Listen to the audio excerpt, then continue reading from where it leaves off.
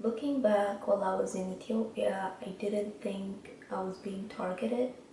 I thought it was just discrimination because I'm mixed with two different cultures, which is Sudanese and Ethiopian. And the odd part about it was there were mixed kids there, Sudanese and Ethiopian. It's pretty common for those two cultures to mix. So I thought that was strange for them to just be mean to me out of all the mixed kids there. um, they just want a little bit of um, way to bully you, to make you feel less than a human being.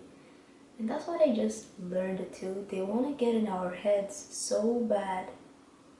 They want to mess with our self-esteem so bad. If you let it, it will ruin you, I promise you. But you have to learn to block it, whatever they throw at you. For me, it was, like I said, when I was in Ethiopia, I was a child, and it's like, oh, you're mixed, blah blah blah. They keep throwing that stuff on me. You know, I'm not going to lie, it affected me a little bit, but I realized, they didn't create me. God created me, so they don't have the right to talk to me that way.